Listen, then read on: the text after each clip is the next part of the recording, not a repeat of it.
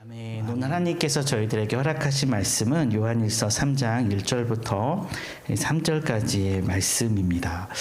제가 봉독해 드리겠습니다. 보라, 아버지께서 어떠한 사랑을 우리에게 주사 하나님의 자녀라 일컬음을 얻게 하셨는고 우리가 그러하도다. 그러므로 세상이 우리를 알지 못함은 그를 알지 못함이니라.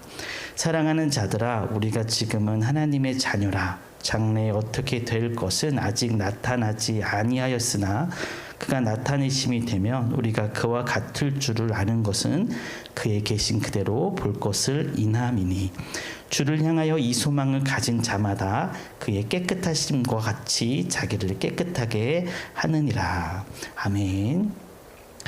톨스토이의 안나 까네리나라는 소설은 사랑이라는 주제 안에서 두 종류의 삶을 보여주고 있습니다. 원래 이 소설은 결혼의 진정성, 개인의 자유와 사회의 규범, 그리고 많은 그런 위선들 이런 것들을 다루고 있지만 이 소설 안에서 저는 두 종류의 사랑을 발견했습니다. 첫 번째 사랑은 안나를 통한 사랑입니다. 그는 첫 번째로 고위 관료와의 결혼을 하지만 그 잘못된 결핍된 사랑으로 인해서 삶의 방향을 잃었고 무도회장에서 알게 된 브론스키와라는 사람과의 열정적인 사랑을 다시 시작했지만 결국 가족을 잃게 되고 브론스키와의 사랑도 염려와 의심에 갇히게 되고 결국 이 모든 것을 잃어버린 채 모스크바의 기차역에서 스스로 생을 마감하는 그런 비극적인 모습을 보여주고 있습니다. 소설 안에서 이와 반대편에 있는 레빈과 키티는 절제된 사랑 가운데 소박하지만 진실한 삶을 찾게 됩니다.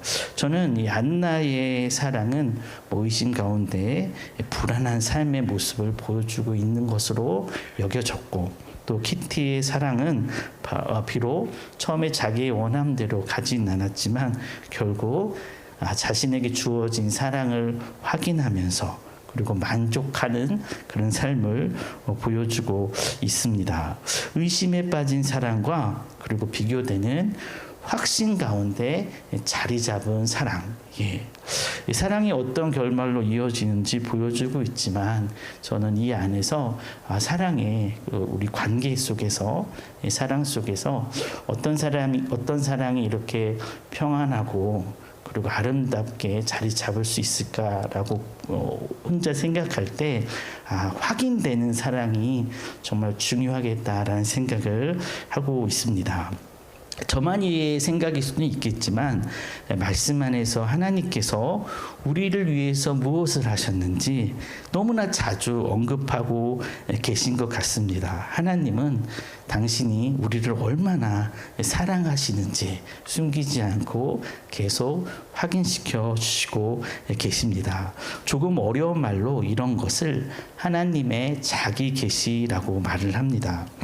신약 성경에서는 요한복음서를 통해서 하나님이신 예수님의 입술로 직접 내가 너희들을 엄청 사랑한다라고 말씀하고 계시고 구약에서는 하나님의 입술이라고 임명받은 선지자들을 통해서 말씀하고 계십니다. 제가 한 구절 한번 읽어드리겠습니다. 이사야서 43장 4절 말씀입니다. 제가 읽어드립니다. 내가 너를 보배롭고 존귀하게 여기고 너를 사랑하였은즉 내가 내 대신 사람들을 내어주며 백성들이 내 생명을 대신하리니. 아멘. 역시나 오늘 말씀도 이런 하나님의 자기 계시를 사도 요한의 입술을 통해서 말씀하고 계십니다. 바로 오늘 우리가 읽은 1절 말씀에 드러나 있습니다. 제가 앞부분만 다시 한번 읽어드릴게요. 보라, 하나님께서 어떠한 사랑을 우리들에게 주사 하나님의 자녀라 일컬음을 얻게 하셨는고. 아멘. 하나님께서 어떤 사랑을 우리에게 주신 줄 당신은 알고 있습니까? 라고 요한은 질문하고 있습니다. 하나님의 사랑은 어떤 사랑입니까? 우리 때문에, 나 때문에 당신의 독생자를 십자가 제물로 주신 사랑입니다.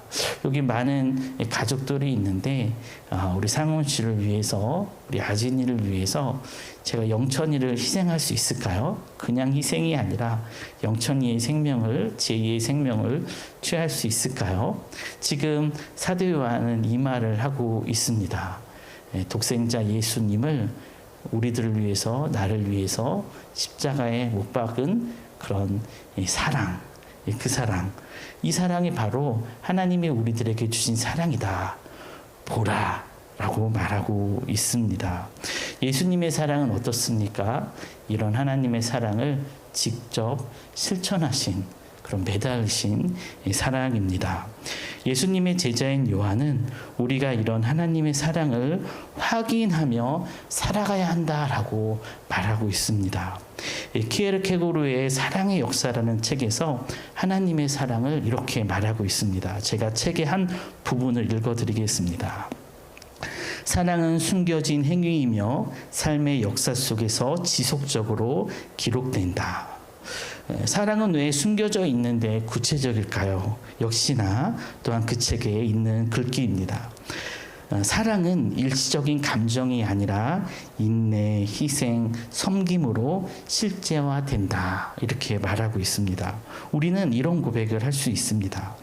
하나님, 나의 삶은 나를 향한 하나님의 인내와 희생과 섬김의 결과입니다. 우리는 이런 하나님의 사랑을 지금 확인하면서 살아가고 있는가 한번 생각해 봐야 될 것입니다. 지난 금요일에 대전에서 단장회의가 있었습니다. 오전 회의라서 일부러 하루 전날 제가 세종시에 계신 부모님 댁에 들러서 하룻밤 자고 금요일 오전 회의를 참석하고 올라왔습니다. 치매가 조금 많이 깊어지신 아버지께서 항상 제가 가면 너무 반가워하시면서 막 우십니다. 고맙다고 하시면서 이렇게 눈물까지는 흘리지 않으시지만 막 흐느끼시며 고개를 숙이시고 또 저희 손을 꼭 잡아주십니다. 그렇게 할 때마다 저는 요 근래에 느끼는 생각이지만 아버지가 제이와 비슷해져 가고 있구나라고 속으로 생각하고 있습니다. 차이점은 있습니다. 아버지도 저를 너무 매우 사랑하고 제이도 저를 매우 사랑하는데 저를 사랑하는 제이의 방식은 웃음입니다. 미소와 웃음. 네. 금요일날 집에 들어가니까 하루 저녁 못 봤잖아요. 역시나 너무 환하게 웃으면서 왼쪽 발을 탁 치켜 들었습니다. 안아달라고. 이렇게 저를 사랑하는 제이의 방식은 환한 웃음이고, 그리고 저를 사랑하는 아버지의 사랑의 방식은 미안함과 감사함이구나라고 생각하게 되었습니다. 밤에 누워서 생각을 해보니 누군가를 사랑하는 사람들의 방식, 그것은 각자 그들의 삶을 보여주고 있겠다 생각합니다. 한 사람은 마냥 즐겁게 살고 있고 또 한 사람은 마냥 힘들게 살아온 것 같습니다. 그럼 나는 어떤 방식으로 다른 사람을 사랑하고 있는가, 또 사랑해야 하는가? 제이처럼 밝게 사랑해야 하나? 아버지처럼 감사함과 미안함으로 사랑해야 되나? 둘 다 선택하면 좋을 것 같습니다. 우리의 삶은 다양하고 내가 만나는 사람은 많다 보니까 어떤 이에게는 감사함과 미안함으로 사랑을 표현하고 또 많은 경우에는 그래도 밝음과 웃음과 즐거움으로 사랑하는 것이 좋겠다 이렇게 생각했습니다. 하지만 오늘 우리가 말씀 안에서 또한 상전 말씀을 참고해 볼 수 있을 것 같습니다. 제가 한번 읽어드리겠습니다. 주를 향하여 이 소망을 가진 자마다 그의 깨끗하심과 같이 자기를 깨끗하게 하느니라. 하나님의 사랑은 정결함과 거룩함이 담겨져 있습니다. 그의 삶이 웃음으로, 그의 삶이 누름으로 나타나는 것처럼 하나님의 사랑이 어떻게 우리들에게 표현되고 있을까?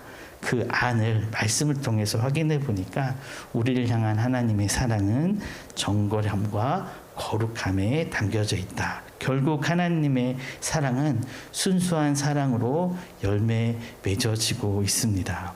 결국 하나님을 통해 배운 누군가를 사랑하기 위한 우리들의 삶은 3절의 말씀을 참고로 하여 생명 받기에 합당한 깨끗한 삶으로 정리되었습니다. 한 발자국 더 들어가 보겠습니다. 하나님께 사랑받은 우리들의 삶은 생명을 간직한 거룩한 삶입니다. 그러면 어떤 방식으로 나오게 될까요?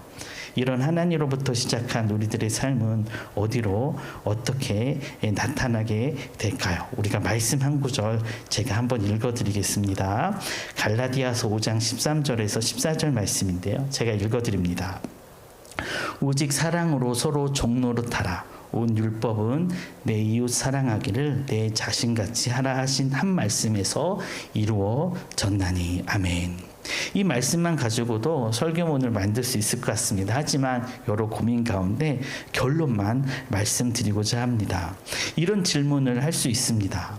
하나님의 사랑이 완전합니까? 아멘 해야 될 것 같지만 제가 이렇게 질문할 때는 뭔가 있을 것 같습니다.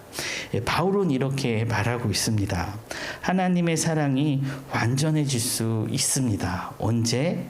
나에게 들어온 하나님의 사랑이 나를 통해서 이웃에게 전달될 때, 그때 하나님의 사랑이 이루어집니다 라고 말하고 있습니다. 이 어려운 구조가 아닙니다. 비싼 과외를 받고 완전하게 그 문제를 이해해도 시험장에 들어가서 시험지에다가 시험지를 풀고 답을 적어야지, 그래야지 전체가 효과적인 것 아니겠습니까? 비싼 과외를 받는 거, 한 시간에 몇 천만 원짜리 과외를 받는 거, 이런 것들은 결국 어떤 열매로 어떤 결과로 이어져야 됩니까? 시험장에서 정답을 쓰는 그 결과로. 하나님의 사랑은 몇 천만 원짜리 과외와 비교할 수 없는 완전하며 온전한 그런 사랑 아니겠습니까? 그런 사랑이 열매 맺지 못하는 거예요. 왜요? 내가 누군가를 사랑하지 않기 때문에, 끝까지 가지 않기 때문에 그렇습니다. 좋은 공동체가 필요한 이유가 무엇일까? 그것은 하나님의 사랑을 완성하기 위함입니다. 저희가 제대로 배우고 예배하고 하나님을 묵상하고 그리고 실천하는 이유가 무엇입니까? 하나님께서 허락하신 것들을 완성하기 위함입니다. 우리를 향한 하나님의 일하심은 다양합니다. 우리를 사랑하시고 보호하시고 인도하시고 위로하시고 용서하시고 축복하시고 은혜 베푸시고 등등등등 구원하시고, 언제 내가 이런 하나님의 일하심을 깊이 느끼며 살 수 있을까요? 언제? 누군가를 사랑함으로 나에게 임한 하나님의 사랑을 완성시키고, 누군가 함께함으로, 특별히 아무도 함께하고 싶지 않은 사람들과 함께함으로 나와 동행하시는 하나님의 동행을 완성시키고, 용서하기 정말 힘들지만 누군가를 용서함으로 말미암아 나를 향한 하나님의 용서하심을 완성하는, 특별히 약함 가운데 있는 이웃들을 통해서 우리는 아주 구체적인 이런 하나님의 일하심, 나를 향한, 우리들을 향한 하나님의 일하심을 완성할 수 있습니다. 그러므로 말미암아 우리는 너무나 확실한 하나님의 일하심을 체험할 수 있게 될 것입니다. 이것이 바로 신앙생활일 것입니다.